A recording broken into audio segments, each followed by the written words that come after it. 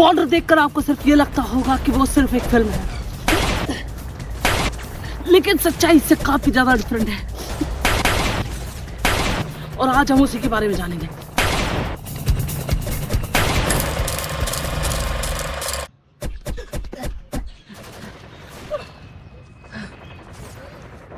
Shooting शुरू हुई 1996 में राजस्थान के बीकानेर और जैसलमेर के उस डेजर्ट में जो लोंगेवाला बॉर्डर के बिल्कुल पास है, मतलब एक्चुअल वॉर लोकेशन से बिल्कुल पास, एनिमी साइड टच करते हुए। यही वजह है कि वो लड़ाई बिल्कुल रियल लगती है। सबसे इम्पोर्टेंट बात जो बॉर्डर को रियलिस्टिक बनाती है वो है कास्ट और क्रू मेंबर्स को छोड़कर बाकी सारे जवान जो आप बॉर्डर में देखते हो वो सभी आर्मी ऑफिसर थे।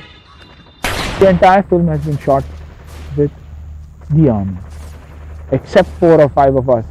Everybody else belongs to the army. Longewala border के पास रियल के मैसिव बंकर्स और चेक पोस्ट, आउटपोस्ट बनाए गए मिट्टी, सीमेंट और रेत से। कोई उन्हें देखे तो उन्हें वो फील होना चाहिए कि वो एक्चुअली उस लोकेशन पे हैं। पहले जेपी दत्ता और टीम ने पूरा का पूरा एरिया सर्वे किया, हर एंगल, हर हाइट, हर डिस्टेंस एक्यूरेटली नोट किया और फिर शुरू हुई आर्मी के साथ एक के बाद मीटिंग। बंकर कितना हाइड हो, कैसे उसको छुपाया जाए, कैसे उसको कवर किया जाए। ब्रिक्स से पहले सॉलिड बेस बनाया गया, उसके बाद मिट्टी और सीमेंट मिलाकर उसको कवर किया गया ताकि वो 1% भी फेक ना लगे। अंदर आयरन फ्रेम से कवर और बाहर डेजर्ट सैंड से कवर, बिल्कुल नेचुरल बेस बंकर रेडी। फिर बॉर्डर के एक्चुअल मेजरमेंट को नोट किया गया क्योंकि बॉर्डर के ऊपर 1 फुट का गैप भी मैटर करता है। चेक पोस्ट और आउटपोस्ट वुडन ट्री ब्रांचेस से कट करके रियल आर्मी स्टाइल में बनाए गए। जो वॉच टावर आपको पीछे दिखता है ना, अगर आपको लग रहा है वो सिनेमैटिक दिखाने के लिए सिर्फ एक प्रॉप था, तो ऐसा नहीं। उस वॉच टावर की हाइट भी पूरे तरीके से मीटिंग करके, पूछताछ करके, नोट डाउन करके प्रॉपर हाइट, एंगल और प्लेसमेंट को ध्यान रखकर बनाया गया था। अब एक लेजेंडरी सीन के ऊपर आते हैं। वो सीन याद है जब बॉर्डर फिल्म के अंदर सनी देओल बाकी सभी जवानों से उनकी राय पूछते हैं कि वो रुकना चाहते हैं या नहीं। अगर इस फैसले के बाद तुम में से किसी एक ने भी भागने की कोशिश की तो मैं उसे गोली मार दूंगा।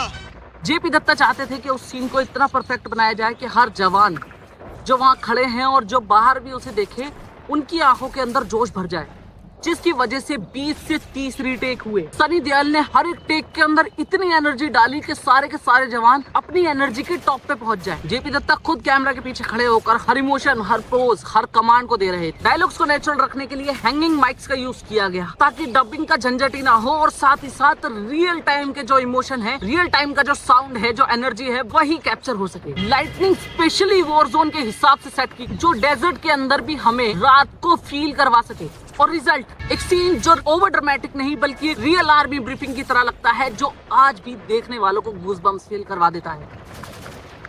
याद है अक्षय खन्ना का वो टेंस कॉल? सर, पाकिस्तान की पूरी टैंक रेजिमेंट लोंगेवाला की तरफ आ रही है। उस सीन के अंदर कैमरा एक मोमेंट के लिए भी नहीं रुकता, सीन कंटिन्यूअसली चलता जाता है। और वो डेजर्ट के अंदर इतना स्मूथली कैसे शूट हुआ पता है? जमीन पर स्पेशल ट्रैक्स बिछाए गए, कैमरा ट्रॉली माउंट की गई और ऑपरेटर ने एक्टर के साथ उसको मैन्युअली पुश किया, स्मूथ जैसे हॉलीवुड लेवल। अब बात करते हैं सुनील शेट्टी के उस फायर वाले सीन की। वो सीन याद है ना, जब सुनील शेट्टी सिविलियंस को बचा रहे होते हैं और एक घर के अंदर आग लगी होती है। वो सीन ज्यादा से ज्यादा 1 मिनट का होगा स्क्रीन पर, लेकिन उसको शूट करने के अंदर कई घंटे लग गए थे। हर टेक से पहले रिहर्सल होती थी, fire movement, entry timing, real petrol और इनफ्लेमेबल पे कंट्रोल्ड ब्लेज। वहाँ पर आर्मी सेफ्टी ऑफिसर भी मौजूद थे। कैमरा ट्रैक से इंटेंस मूव और यहाँ भी हैंगिंग माइक का यूज किया गया था। ज्यादातर मेरे अकॉर्डिंग तो पूरी फिल्म के अंदर हैंगिंग माइक का यूज किया गया है। आप भी थक गए होंगे, एक इंटरवल लेते हैं।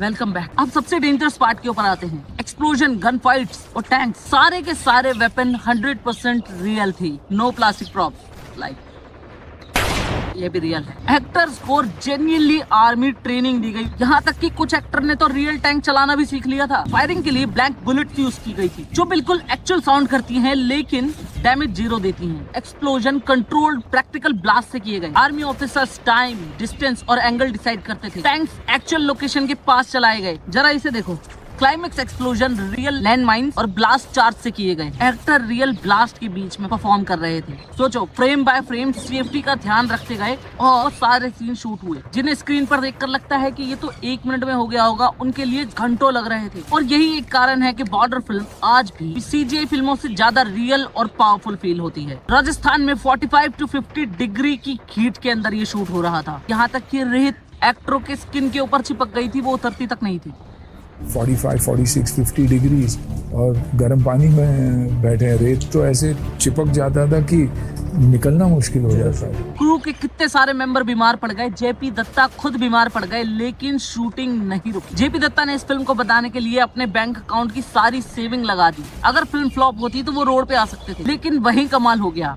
इतनी मेहनत, इतना ज्यादा रंग लाई कि ऑडियंस को यूं लगा कि वो एक रियल वॉर देख रहे हैं, जिसकी वजह से 10 करोड़ में बनी हुई इस फिल्म ने उस वक्त 65 करोड़ का बॉक्स ऑफिस किया और वो हाईएस्ट ग्रोसिंग इंडियन फिल्मों में शामिल हो गई। जैकी श्रॉफ का जो आप रोल देखते हो फिल्म के अंदर, वो पहले खाली एक कैमियो होने वाला था छोटा सा, लेकिन जैकी श्रॉफ की एक्टिंग देखकर जेपी दत्ता ने उस रोल को एक्सटेंड किया और थैंक गॉड एक्सटेंड किया, क्योंकि हमें लास्ट के अंदर वो एयरफोर्स के आने वाला जो सीन है, अगर वो सिर्फ कैमियो होता तो हमें वो सीन देखने को नहीं मिलता। क्लाइमेक्स को चेंज करके वो एयर स्ट्राइक क्योंकि बाद में ऐड की गई थी। यकीन करना मुश्किल है, लेकिन 90s के अंदर बिना VFX और बिना स्पेशल इफेक्ट्स के बॉर्डर को इतना रियल बनाया गया कि वो एक मास्टरपीस बन गई। मुझे अभी भी लगता है वो फिल्म एक मास्टरपीस है।